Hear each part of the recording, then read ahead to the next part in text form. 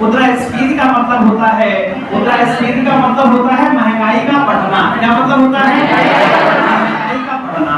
सामान्यतः अगर महंगाई बढ़ रही है तो उसका प्रमुख कारण होता है मांग का बढ़ना। क्या कारण होता है? और अगर मांग बढ़ रही है तो सामान्य परिस्थितियों में रोजगार का बढ़ना। क्लियर है कि नहीं? तो मुद्रास्फीति का मतलब होता है महंगाई का बढ़ना। महंगाई बढ़ रही है तो मांग बढ़ेगी और मांग बढ़ रहा है तो रोजगार बढ़ेगी। लेकिन इसके साथ एक कंडीशन और भी होती है, जैसे मैंने अभी बताया था, कोई भी वस्तु अगर आप परचेज करते हैं, जब वो 2 रुपए की एक है तो 10 रुपए में कितनी मिलेंगी? 5 मिलेंगी। कितनी मिलेंगी? 5। और अगर वो 5 रुपए की हो गई तो कितनी मिलेंगी? 2। मतलब उसी 10 रुपए की नोट में पहले कितने वस्तुएं मिल रही थी?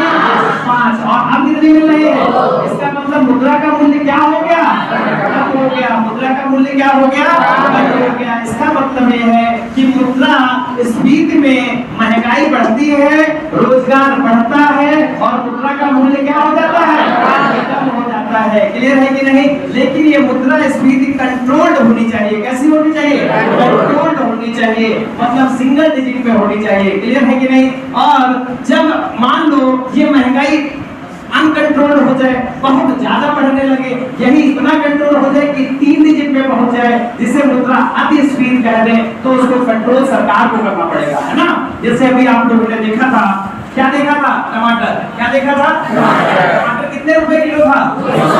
200, 240, 240 तक भी गया है ना? तो अभी एक अगर कमोडिटी थी तो ठीक था, एक वस्तु थी तब तो आप खरीद सकते थे, उसको परचेज कर सकते थे। लेकिन अगर सारी चीजें इतनी ही महंगी होने लगे तो क्या आप खरीद पाओगे? नहीं कर पाओगे। तो किसका कर्तव्य है इसको कंट्रोल करना? किसका कर्तव्य है?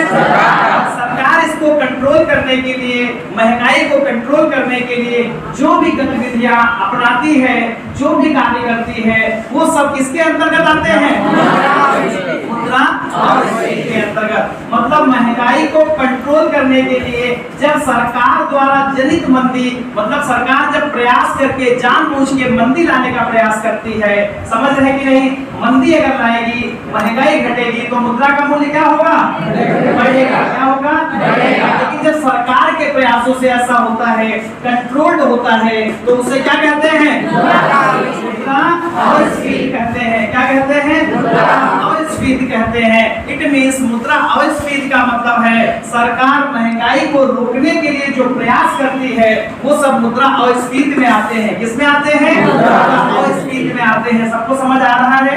मुद्रास्फीति क्या है? सरकार महंगाई को रोकने के लिए जो भी प्रयास करती है वो सारे किसमें आते हैं? मुद्रास्फीति में आते हैं। इतना क्लियर हुआ? ठीक है ना?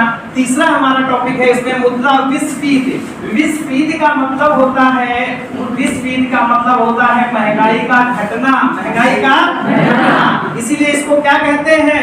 मंदी कहते हैं। क्या कहते हैं? मंदी कहते हैं। ये सरकार के द्वारा नहीं, जानबूझ के हो रही है। ये कैसे हो रही है? जानबूझ के, मतलब स्वतः हो रही है। जब अपने आप से मंदी चालू हो जाए किसी अर्थव्यवस्था में, तो जब मंदी आती है तो उसमें बहुत सारे काम होते हैं। जैसे जब मंदी आएगी तो मांग घटेगी, मंदी आएगी तो मांग घटेगी, मांग घटेगी तो रोजगार रोजगार घटेगा, मांग घटेगी तो रोजगार घटेगा। या अगर कोई समोसा पहले 1000 बिक रहे थे, 5 लोगों की आवश्यकता है, तो अब वो 100 समोसा बिकेंगे तो 5 लोग बनाने वाले चाहिए? नहीं चाहिए। तो इसका मतलब जब मांग घटेगी तो रोजगार घटेगा। और ये जो व्यवस्था है वो अर्थव्यवस्था के लिए बहुत खतरनाक होती है। इस स्थिति को अर्थव्यवस्था की सबसे खतरनाक स्थिति माना जाता है, जिसे मुद्रा विस्फीति या डिफ्लेशन या मंदी कहते हैं। क्या कहते हैं इसको? मंदी कहते हैं। क्या सब लोग समझ रहे हैं इस बात को? बताया भैया, सबको समझ आ रहा है? मुद्रा विस्फीति समझ गए हैं? ये व्यवस्था अर्थव्यवस्था की सबसे खतरनाक स्थिति है। इस स्थिति को क्या कहते हैं? अर्थव्यवस्था की सबसे खतरनाक स्थिति। तो क्या सरकार चाहेगी ऐसे बेरोजगारी बढ़ती जाए? नहीं चाहेगी। तो सरकार इसको रोकने के कदम उठाएगी। सरकार इसको रोकने के कदम उठाएगी। अब उन कदमों में क्या क्या हो सकता है? उन कदमों में ये वो सारी गतिविधियां होंगी जिनसे मार्केट में पैसा बढ़े, जिनसे मार्केट में पैसा बढ़े।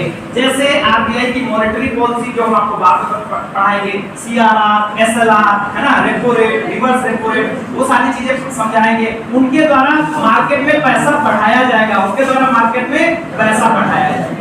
बैंकें लोगों को ज्यादा से ज्यादा ऋण देगी, सरकार ज्यादा से ज्यादा सब्सिडी देगी। क्लियर है कि नहीं? ये सारी गतिविधियां करके सरकार कैसे भी चाहे कि मांग बढ़े। क्या बढ़े? मंदी को घटाने का एकमात्र सबसे प्रभावी उपाय होता है मांग को बढ़ाना। क्या होता है?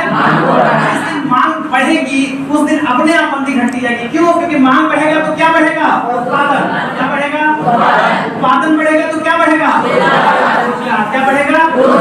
अब जैसे ही रोजगार बढ़ेगा बेरोजगारी कम होती जाएगी। क्लियर है कि नहीं? इसका मतलब ये है मुद्रास्फीति को कम करने के लिए सरकार जो उपाय करती है, मतलब मंदी को कम करने के लिए सरकार के द्वारा जो उपाय किया जाता है, अर्थात महंगाई को बढ़ाने के सरकार के जो नियंत्रित प्रयास होते हैं वो मुद्रा संस्फीति कहलाता है। क्या कहलाता है? मुद्रा संस्फीति कहलाता है।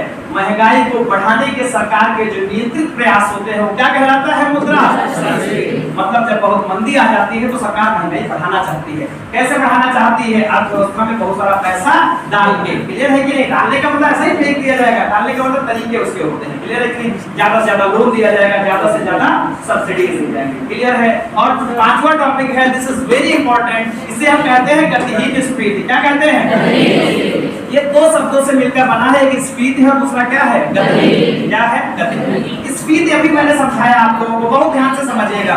स्फीति में मैंने बताया है स्फीति का मतलब होता है महंगाई का बढ़ना।